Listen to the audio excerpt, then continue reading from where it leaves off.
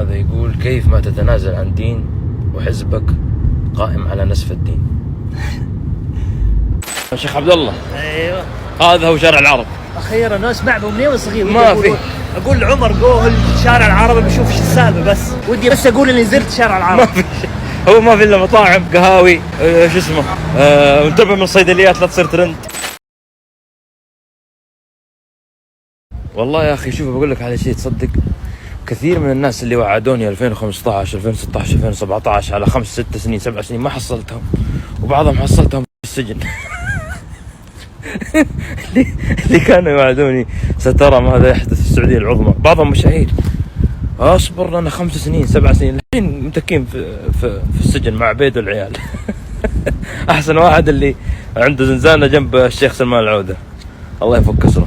وين 5 6 سنين بحفظ لك ان شاء الله، هذا باذن المولى سبحانه وتعالى اذا جاء الوقت المناسب ان شاء الله نستذكره سويا هذا الكلام. وبسوي لك اضافه، وفي واحد كان يتحداني على موضوع والله سميته فلان تائب، جيته بعد سنين قلت له ها ايش صار عليك بشر، حطيت له منبه، اقسم بجلال الله حطيت له منبه في الجوال.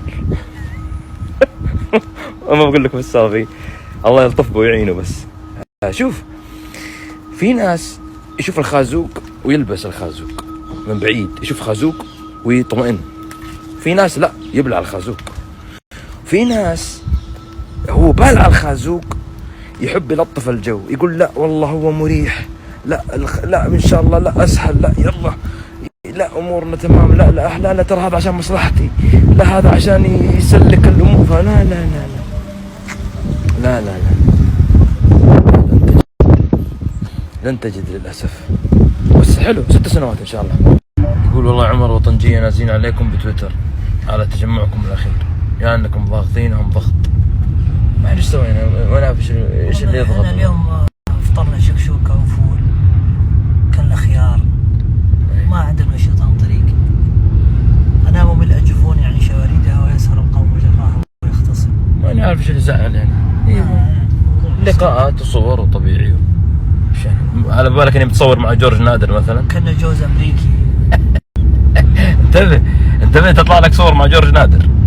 ايه ترى صور مع الناس الطبيعيين هذه مشكله، بس اذا صور مع جورج نادر هذه من حنكة ولاة الامر. هذا يقول: كيف ما تتنازل عن دين وحزبك قائم على نسف الدين؟ يا اخي اول شيء حزبي ليس قائم على نسف الدين. الدين مبني على العدالة. الله سبحانه وتعالى أنزل الكتاب وخلق السماوات والأرض لإقامة القسط والعدل في الأرض، المبادئ التي تساعد على إقامة هذه الأشياء الأساسية من القسط والعدل ورحمة الناس وتأليف القلوب وحماية أعراضهم وممتلكاتهم أهاليهم وأنفسهم. هذه مبادئ ضرورية يسمونها الفقهاء، هي يسمونها الضروريات في الإسلام. هذا هو الدين. إذا كنت تعتقد أنه الدين قمع الناس أو قتلهم أو اعتقالهم تعسفيا أو التعذيب أو السماح لمستبد ظالم بالطاعة المطلقة من غير حساب، من غير أن يكون هناك آليات للرقابة، آليات للانتخاب، آليات للحضور الشعبي والحريات والحقوق، فأعتقد أنه يجب أن نعيد فهم الدين. النبي صلى الله عليه وسلم حتى في حلف كان في الجاهلية بين ناس من أهل الجاهلية بمختلف توجهاتهم من قبائل مختلفة، قال لو دعيت له في الإسلام لأجبت، لأنه حلف قائم على حقن الدماء، حماية الأعراض، حماية حقوق الناس الأساسية. هذا هو الدين. أنا ما أعرف وش الدين اللي تتحدث عنه إن لم يكن دينا يحافظ على الحقوق الأساسية للإنسان ويبني كرامة الإنسان وحريته وعدالته وانتمائه لأرضه بطريقة تحفظ ممتلكاته. إذا كان الهدد عندك لا يخالف الدين، أدعوك لإعادة النظر بمفهوم حماية حقوق الأرض. إذا كان التعذيب لا يعني عندك نفي الدين، لابد أن ترجع إلى حماية حقوق الناس وذرياتهم في فهم. يعني إذا جلسنا مع أعضاء كونغرس وسيناتورز وإدارة أمريكية قلتوا خونة وعملاء، إذا قعدنا مع شيوخ ودعاء قلت هذولي ما نراك اتبعك الذين هم أراذلنا. وإذا خرجنا في نيويورك تايمز وسي ان ان وواشنطن بوست وبي بي سي ونتكلم عن الإعلام الغربي قلت شوفوا استعنتم بالآخرين. وإذا لقيت في أمير صاحب سمو ملكي جالس يتفاعل ويتواصل معنا ولا يشتغل معنا وإذا لقيت مسؤول سابق جالس يتفاعل مع أحداثنا ولا أمورنا قلت والله هذول عملائي مش عارف. وإذا ما هو عاجب أنا إيش رأيك ترسل لي لستة بقائمة الأسماء اللي ممكن نجلس معاهم يعني. بعدين أنت قاعد تتكلم عن الدكتور فقيه المساري، واحد فيزياء بروفيسور فيزياء نووية دكتور مساري، اختلف أنا وياه من هنا لبكرة.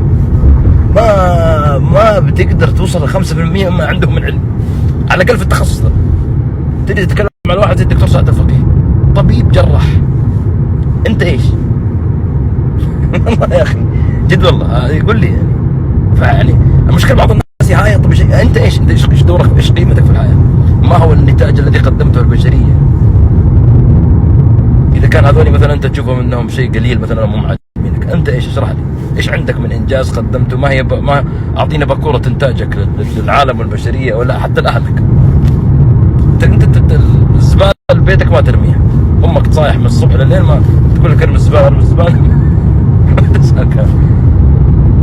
الله يصلحك. بس لا والله تبغى الصراحة ولا أكذب عليك؟ الصراحة إنه رد الواحد يعني يطلع منه 500 دولار.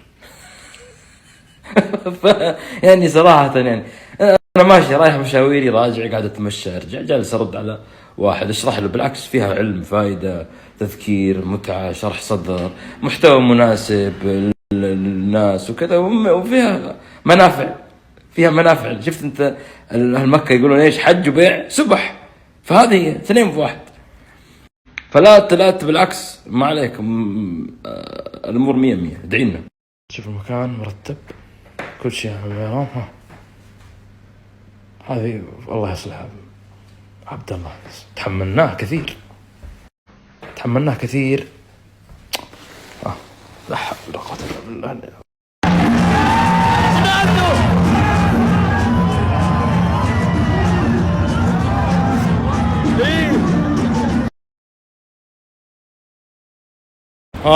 شيخ عبد الله ايوه هذا هو شارع العرب. اخيرا اسمع من منين صغير ما في اقول لعمر قول شارع العرب بشوف ايش السالفه بس ودي بس اقول اني زرت شارع العرب. ما في هو ما في الا مطاعم قهاوي شو اسمه انتبه من الصيدليات لا تصير ترند. ليش شيء ما اقدر اشرح لك ترى انا الله فلسطين وش السالفه وش الصيدليات تشرح لي دي بعد ما تنتهي اسنانه طبعا. لا واحد تهاوش مع راعي صيدليه هنا سعودي ما ادري ايش صار. الظاهر هذه الصيدليه تصدق يقول كويتي اللي دخل صيدليه ما ادري الظاهر هذا ايه لا جد والله هذه صيدليه الظاهر ما ادري. فصارت هوشه وسوالف ومشاكل ايه لا الحمد لله بس على السلامه يعني. هذا هو ما في شيء. ودي احلق بعد والله اي والله مفتوح اذا تبغى خلينا ناخذ لا ما شاء الله عليه ترى ما انا مستعجب منه قصمنجي يا اخي مكينه ب 200 دولار وتريح نفسك. والله شوف ما يحتاج طالب شوف والله يبيني تحليل ما يحتاج مقص. شوف هذا كأنك في كيلو 7 بغدادية قبل يهدمونه الظاهر. ايه هنا كأنك في يعني عادي بس اللهم انه اسمه شارع العرب وكذا وفي لندن وايجاراته غالية مرتفعة. ايش تقول ابو عتب بالله هنا يقول اشتاق اللي يقول نصاب عنده دق عليه ما يرد الحين يقول اشتقت لك ايش رايك؟ زمار الحي لا يطرب. ايه لا يقول ولا ايش يقول سافر تجد عوضا عمن تفارقه وانصب فإن لذيذ العيش في الطلب. ايه انتم ما تمسكتوه اني رايت وقوف الماء يفسده. اخذينه عنكم طال عمرك. لا واصبر بعد مشروع بينقل عن مونتريال بالكامل. خلاص اللي عندكم لا نسرب المعلومات دي. لا غير صحيح الكلام هذه غير صحيح. انا ما مستحيل لا عامة. لا يا شيخ ليش؟ لا عامة بس هو كان قاعد منشني قبل شوي.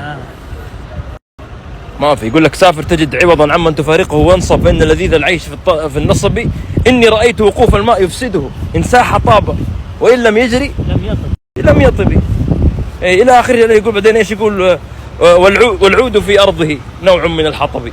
ما هنا في لندن طالع كم مشي، تقول له أبو أبان امشي، يقول لك متر شارع العرب ما شاء الله تبارك الله لين وصل لشارع الصهاينة. يقول كان خله العوجة بطاطا بغير حوضة ولا ما له دخل.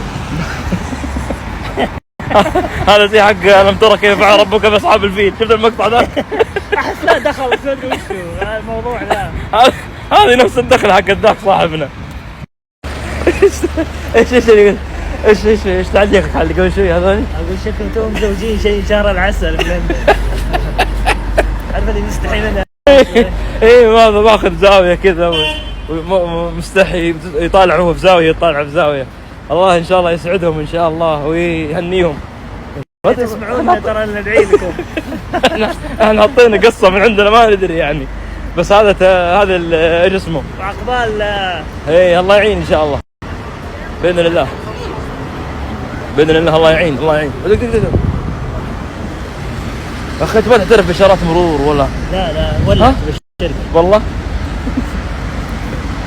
ابشركم لا يعترف باشارات مرور، لا هو يسوق ولا هو يمشي. الاولويه للجزوم عندنا مثل في النصيم يقول. هذا شوف كم لنا احنا ولا كم يوم 3 مرات جينا حافظينها. ايوه خلاص. يحيى امس مطلعنا الساعه 4 الفجر يقول لنا هذا مبنى البي بي سي الازرق، يعني على اساس انه الحين شو اسمه تور جايد ولا ايه. وين يا ابو فارس حبيب قلبي؟ المحلات سريه يعني وانا اعرف المشكله تمشي بالجي بي اس حتى انت.